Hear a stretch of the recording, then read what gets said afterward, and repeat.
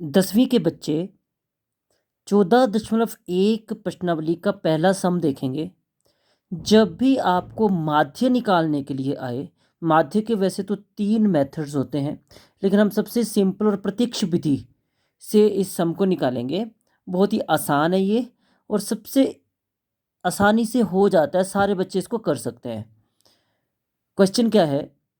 विद्यार्थियों के एक समूह द्वारा अपने पर्यावरण संचेतना अभियान के अंतर्गत एक सर्वेक्षण किया गया, जिसमें उन्होंने एक मोहल्ले के 20 घरों में लगे हुए पौधों से संबंधित निम्नलिखित आंकड़े एकत्रित किए। प्रति घर माध्य पौधों की संख्या ज्ञात कीजिए। अब देखो, यहाँ पे माध्य निकालना है, माध्यक या बहुलक नहीं। मैंने आपको माध्यक और बहुलक बहुत अच्छे से समझाया है, लेकिन यहाँ पे क्या निकालना है? माध्य। बस आपको ये डिफ्रेंशिएशन का पता होना चाहिए कि किसका माध्य निकालना है, किसका माध्यक निकालना है, किसका बहुलक निकालना है। तो इसका निकालना है माध्य। ठीक है। अब ये देखिए, पौधों की संख्या दे रखी है इन्होंने 0, 2, घरों की संख्या 1, इसी प्रकार ये सारणी दे रखी है। अब इसको बहुत ही अच्छे से हम कर सकते हैं, प्रत्यक्ष विधि से करेंगे इसको। ये सबसे आसान विधि होती है। आपने क्या करना है? एक सारणी बनानी है। एक सारणी आपने बना लेनी है। मैंने पहले बना ली ताकि वीडियो छोटा बने, नहीं तो वीडियो जाते नहीं है। अगर पूरा सम करना है तो बड़ा लंबा वीडियो बनता है। तो आप लोग ध्यान से देखिए कि सारणी कैसे बनाई, मैं पूरा ही समझा देता हूँ। पौधों की संख्या जो आपको दी है उसको आप ऐसे लिख लो, ऐसे लाइनें लगा लो, और पौधों की संख्या बिल्कुल वही लिखना है जो दिया है। देखो 0, 2, 2, 4, 4, 6, 6, 8, 8, 10, 10, 12 और 12, 14। ठीक है, वही लिख लिया, कुछ भी टेंशन की बात नहीं है, जो दिया है वही लिख लिया। अब घरों की संख्या, इसको हम FI बोलते हैं, याद रख लेना, FI बोलते हैं। ये भी दे रखा है, 0, 2 के सामने 1 है, 2, 4 के सामने 2 है, बिल्कुल वही है जो दिया हुआ है। 1, फिर 5, फिर 6, फिर 2, फिर 3। ठीक है, ये भी आपने लिख लिया। अब इतना इतना तो आपके पास वो है जो आपको दिया है। अब देखिए, आगे आपने वर्ग चिन्ह बनाना है। XI इसको बोलते हैं, याद रख लेना है।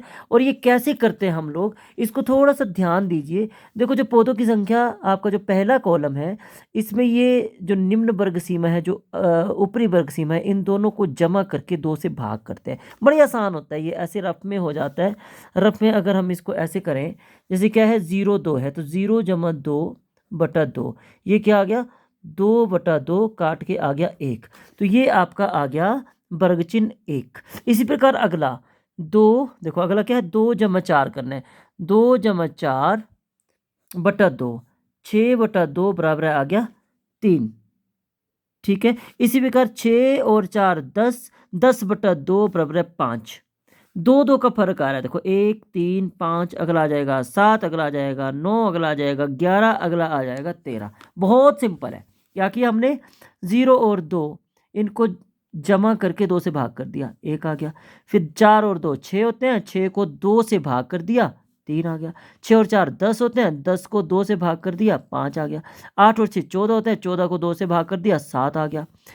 10 और 8 18 होते हैं, 18 को 2 से भाग कर दिया, 9 आ गया। इसी प्रकार ये करना है। और ये इनका 2 2 का डिफरेंस भी आ रहा है, 2 फिर 4 फिर 6 फिर 8, तो यहाँ भी 2 का ही आएगा। देखो 1 फिर 3 फिर 5 फिर 7 फिर 9 फिर 11 फिर 13। आ गई समझ? इतनी तो आपको आसानी से समझ आ गई होगी।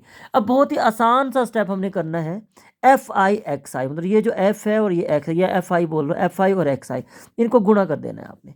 1 एकम 1, 2 3 6, 5 एकम 5, 7 पंजे 35, 9 छिके 54, 11 दूने 22 और 13 तिये 39। इनको आपने मल्टीप्लाई करके, गुना करके यहाँ लिख देना है। बहुत ईजी है। एक आपका और ये जो लाइन है, ये कॉलम जो है ये बन गया। ठीक है, तो ये बहुत ही ईजिली आपका ये स्टेप भी हो गया। ठीक है, ये आपको सारे समझ आ गए। अब हमने माध्य का फॉर्मूला, माध्य जो है इसका फॉर्मूला क्या होता है? देखो, सिग्मा FI XI बटा सिग्मा FI। अब सिग्मा FI XI कैसे निकालते हैं? देखो, इनको जमा कर दो। सिग्मा मतलब जमा करना है, सिग्मा FI XI मतलब इनको जमा कर दो आप। ये जमा कर दिए, 162 आया। और सिग्मा FI भी निकाल लो, इनको भी जमा कर दो, ये 20 आया। ठीक है, जमा कर दिए।